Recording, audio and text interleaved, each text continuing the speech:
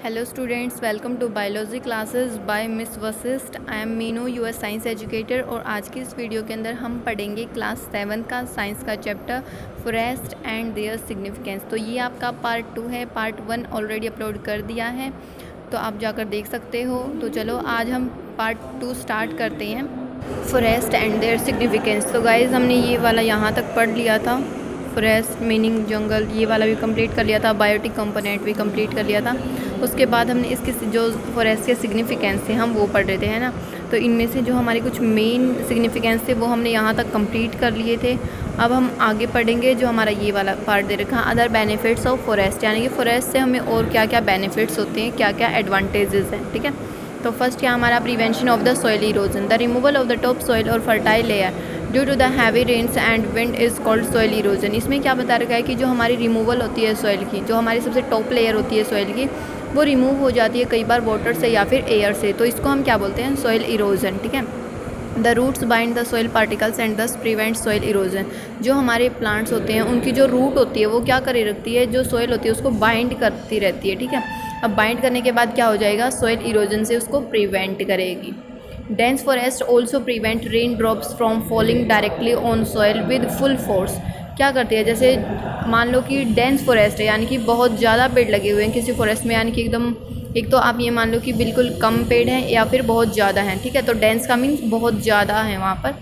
ये क्या करती है, रेन ड्रॉप्स को एकदम डायरेक्ट, यानी कि वो ज़मीन पर नहीं गिरते हैं, पहले वो लीफ पर गिर जाते हैं, उसके बाद लीफ से क्या करते हैं, हमारी सॉइल के ऊपर पड़ते हैं। तो क्या है, इस तरीके से जो हमारी सॉइल की इरोजन है उसको क्या कर लेते हैं, प्लांट रोक देते हैं। पहले तो वो अपनी रूट के साथ सॉइल को बाइंड करे रखते हैं, उसके बाद क्या होता है, जो डायरेक्ट रेनफॉल होती है वो भी डायरेक्ट सॉइल के ऊपर नहीं आती, पहले लीफ पर आती है, लीफ के बाद वाटर है जो नीचे आता है, तो जो हमारी सॉइल का इरोजन है वो रुक जाता है, ओके।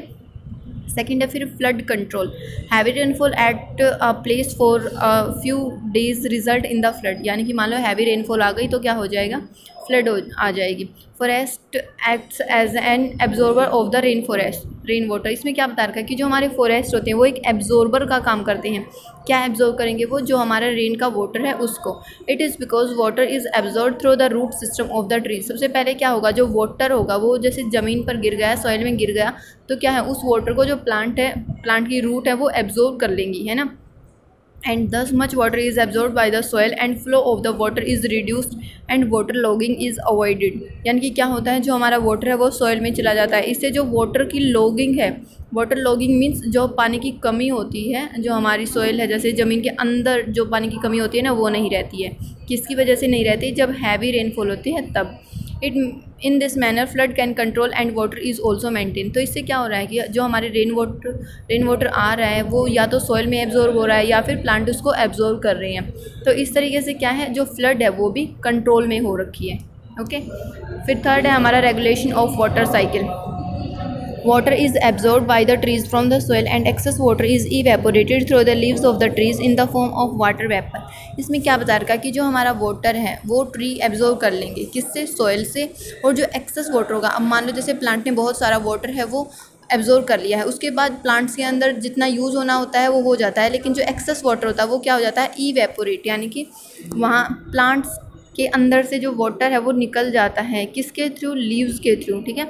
और ये आपने पढ़ रखा है ना कि लीव्स के अंदर स्टोमेटा होती हैं, जो स्टोमेटा के थ्रू जो वाटर है, जो गैसेज है वो एक्सचेंज होती हैं, okay, in the form of water vapour and water vapour condense to form the water droplet that comes down as the rain. यानी कि फिर वाटर वेपर क्या हो जाते हैं, ऊपर जाके कंडेंस्ड हो जाते हैं और फिर से क्लाउड बना लेते हैं। और वो क्लाउड क्या है, जब यानी कि बहुत ज़्यादा हैवी हो जाते हैं तो क्या है, वो रेन की फॉर्म में वापस से हमारी अर्थ के ऊपर आ जाते हैं। इस तरीके से क्या है, वाटर साइकिल भी मेंटेन की जाती है। किसकी हेल्प से कर रहे हैं, ये भी हम प्लांट की हेल्प से, क्योंकि प्लांट वाटर को एब्जॉर्ब कर रहे हैं पहले, फिर प्लांट ही वहाँ से रिमूव कर रहे हैं वाटर को, फिर वही वाटर हमारा एटमॉस्फेयर के अंदर जा रहा है, फिर वापस अर्थ पर आ रहा है। तो इस तरीके से जो प्लांट है, जो हमारे फॉरेस्ट है, वो क्या कर रहे हैं, वाटर साइकिल को भी रेगुलेट कर रहे हैं, मेंटेन कर रहे हैं, ओके। देन नेक्स्ट पार्ट है हमारा maintain balance of gases in the atmosphere. यानी कि जो हमारे एटमॉस्फेयर के अंदर गैसेज हैं उनको भी क्या करती रखती है, बैलेंस किए रखती है। देखो कैसे करती है, oxygen is required by all the living organism to survive. Most of oxygen of our planet comes from the process of photosynthesis. In fact forest are called the green lungs of earth. इसमें क्या बता रखी है, ये आपको पता है ना कि जो लिविंग ऑर्गेनिज्म होते हैं उनको ऑक्सीजन की नीड होती है, जो सिर्फ ऑक्सीजन है वो उनको ब्रीथ करते हैं और उन्हीं के थ्रू क्या करते हैं, वो सर्वाइव करते हैं। और ये ऑक्सीजन मोस्टली कहाँ से आती है, हमारी जो प्लांट होते हैं वो फोटोसिंथेसिस प्रोसेस करते हैं और ऑक्सीजन रिलीज़ करते हैं। ठीक है, तो इस वजह से मतलब प्लांट अब फोटोसिंथेसिस की प्रोसेस कर रहे हैं, उसकी वजह से ऑक्सीजन आ रही है ना। तो बहुत सारे प्लांट कहाँ पर प्रेजेंट है, हमारे फॉरेस्ट के अंदर। इसलिए फॉरेस्ट को हम क्या बोलते हैं, ग्रीन लंग्स ऑफ अर्थ। अर्थ का ग्रीन लंग्स बोलते हैं, ठीक है, क्योंकि ये हमारे रेस्पिरेशन में हेल्प करता है।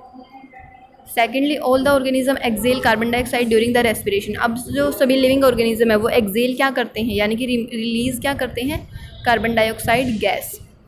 Forest absorb this carbon dioxide during the process of photosynthesis. अब क्या करते हैं, जो फॉरेस्ट होंगे वो इस कार्बन डाइऑक्साइड को यूज़ कर लेंगे फोटोसिंथेसिस प्रोसेस में।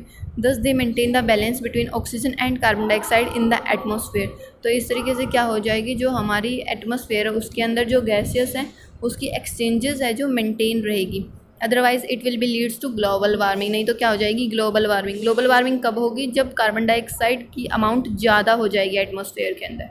ठीक है, ये हमारा जैसे इस डायग्राम में दिखा रखा है। जैसे सबसे पहले फोटोसिंथेसिस, यानी कि जो हमारे प्लांट है वो क्या कर रहे हैं, ऑक्सीजन को रिलीज़ कर रहे हैं। अब ऑक्सीजन रिलीज़ कर रहे हैं तो वो क्या कर रहे हैं, जो हमारे एनिमल्स हैं वो रेस्पिरेशन कर रहे हैं। रेस्पिरेशन करने के बाद वो क्या करते हैं, CO2 को रिलीज़ कर रहे हैं एटमॉस्फेयर के अंदर। और एटमॉस्फेयर से या फिर आप ये मान लो किसी फैक्ट्री वगैरह से यहाँ से CO2 आती है तो वो कहाँ जाती है, हमारी उन सभी को प्लांट यूज़ कर रहे हैं। ओके, तो इस तरीके से क्या है, हमारी गैसेस भी मेंटेन रहती हैं।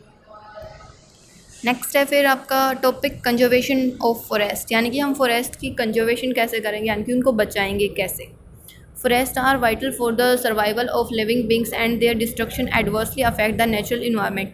अभी हमने फॉरेस्ट के बहुत सारे बेनिफिट्स पढ़े हैं, तो इस तरीके से हम क्या बोल सकते हैं कि अगर प्लांट्स नहीं रहेंगे या फिर फॉरेस्ट नहीं रहेंगे तो क्या है, ह्यूमन बींग के ऊपर और नेचुरल इन्वायरमेंट के ऊपर एक एडवर्स इफेक्ट यानी कि बैड इफेक्ट पड़ेगा। ठीक है, but human beings are exploiting this wealth of forest so brutally that number of the forests are constantly reducing। लेकिन क्या हो रहा है कि जो ह्यूमन बींग है वो मतलब उनकी पॉपुलेशन बढ़ रही है, तो क्या हो रहा है, जैसे जैसे उनकी पॉपुलेशन इंक्रीज़ हो रही है तो अपनी बिल्डिंग्स वगैरह बनाने के लिए या फिर और कुछ इंडस्ट्रीज़ वगैरह बनाने के लिए वो क्या कर रहे हैं, डायरेक्ट फॉरेस्ट को कट कर रहे हैं।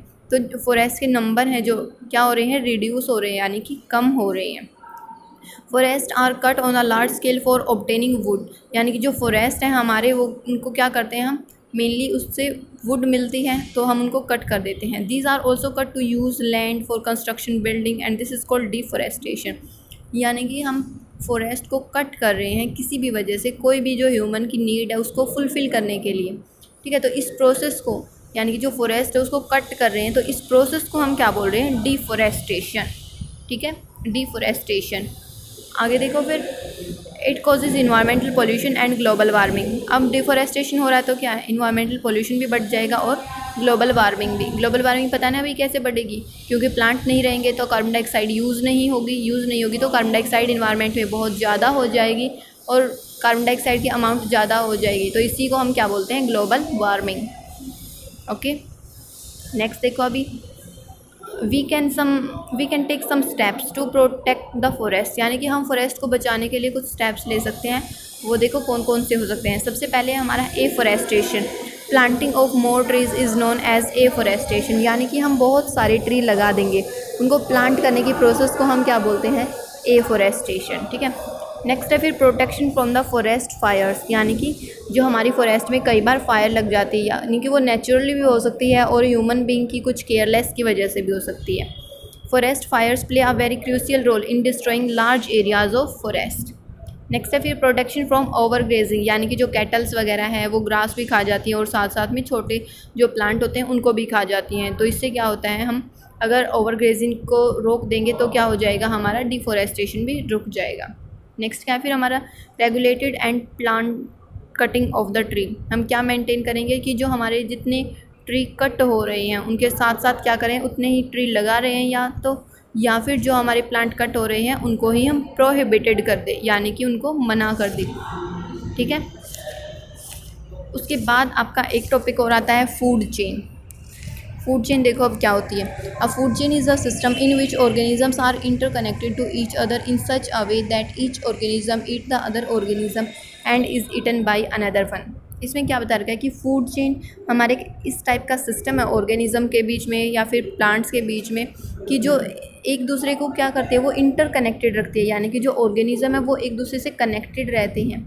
कैसे रहते हैं, मान लो जैसे एग्जांपल में दिखा रखा है, ग्रास को कौन खाता है, इंसेक्ट। फिर जो इंसेक्ट है वो भी किस को, उसको भी कौन खा जाएगा, फ्रॉग। अब फ्रॉग ने इंसेक्ट खाया तो फ्रॉग को कौन खाएगा, स्नेक। स्नेक को कौन खाएगा, हवाक। ठीक है, तो ये आपका बता रखा फूड चेन, यानी कि बहुत सारे, देखो इसके अंदर कितने सारे ऑर्गेनिजम्स हैं वो इंटरकनेक्टेड हैं और सिर्फ फूड के थ्रू ही इंटरकनेक्टेड है। ठीक है, तो एक चेन बनी हुई है किसकी वजह से, फूड की वजह से, तो इसको हम क्या बोल रहे हैं, फूड चेन। ओके, अभी नेक्स्ट देखो, जैसे हमारी इनको हम क्या बोलते हैं, it is called grassland food chain. देखो ग्रासलैंड फूड चेन के जैसे सबसे पहले जो यानी कि ग्रास से शुरू होते हैं ना, उनको बोल रहे हैं। जैसे ग्रास है उसको किसने खाया, रैट ने, नेक्स्ट फिर स्नैक ने, फिर हवाक ने। उसी तरीके से ग्रास को डायरेक्ट जेब्रा भी खा सकता है और जेब्रा को डायरेक्ट लॉयन भी खा सकता है। ओके, तो इस तरीके से ये आपके फूड चेन के एग्जाम्पल हो गए। ये बीच में आपका एक डायग्राम दिखा रखा है जिसके अंदर फूड चेन दिखा रखी है। There exist several food chain in the ecosystem, यानी कि बहुत सारी फूड चेन्स प्रेजेंट होती हैं हमारे इकोसिस्टम के अंदर, हमारे इन्वायरमेंट के अंदर। Aquatic food chain in the water, many simple food chain can be interconnected, यानी कि जो वाटर में फूड चेन होगी उसको हम एक्वेटिक फूड चेन बोल रहे हैं। ये हमारी ग्रास से शुरू हो रही थी तो इसको हम ग्रासलैंड फूड चेन बोल रहे थे। ठीक है, उसके बाद फिर आपका लास्ट टॉपिक है इस चैप्टर का, फूड वेब। ये ऊपर वाला हमारा क्या था, फूड चेन। अब आता है हमारा फूड वेब। उसके अंदर देखो, a large number of interconnected food chain form a food web, यानी कि जब बहुत सारी जो हमारी फूड चेन है वो एक दूसरे के साथ लिंक हो जाएंगी, एक दूसरे के साथ कनेक्ट हो जाएंगी, तो उनको हम क्या बोल रहे हैं, food web. Food chain get interlinked together, यानी कि जो फूड चेन है वो एक दूसरे के साथ इंटरलिंक होती है, because one animals eat animals of the same level of the other food chains and is also eaten by any other animals of the food chain. देखो इसमें आप एग्जाम्पल के थ्रू समझो कि कैसे होता है फूड चेन। सबसे पहले देखो, grass is eaten by other animals also beside the grasshopper. Similarly the grasshopper is eaten by birds also beside the rat. So many food chain gets interlinked in the manners and form a web like structure called food web. देखो जैसे इसमें example देखो, सबसे पहले हमारा इसमें तो बहुत ही अलग दिखा रखा है। आप ये मान लो जैसे स्टार्टिंग में बिल्कुल हमारे पास ग्रास है, तो ग्रास को और कौन कौन खा सकता है हमारी, सबसे पहले मान लो कि ग्रास होपर ने खा लिया। ठीक है, ग्रास होपर के बाद और कौन खा सकता है, कोई भी एनिमल भी खा सकता है, जैसे अभी हमने ऊपर पढ़े जेब्रा भी खा सकता है उसको, और डियर भी खा सकता है। तो ग्रास को बहुत सारे और भी ऑर्गेनिज्म खा सकते हैं। तो इसी तरीके से मान लो ग्रास को ग्रास होपर ने खा लिया। अब ग्रास होपर को कोई और एनिमल भी खा सकता है, या फिर कोई बर्ड भी खा सकता है, या फिर रैट भी खा सकता है। तो इस तरीके से फूड एक होगा और उसके खाने वाले बहुत सारे मिल जाएंगे।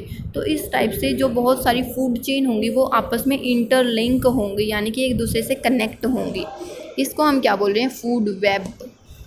ओके, तो इसी के साथ आपका ये चैप्टर कंप्लीट हो गया है। अगर आपको यहाँ तक कोई भी प्रॉब्लम हो तो आप पूछ सकते हो। इस कंप्लीट चैप्टर को अच्छे से पढ़ के देखना, प्रॉब्लम आई तो पूछ लेना, और इसके internal question answer find out करके मुझे सेंड कर देना। Thank you, have a nice day.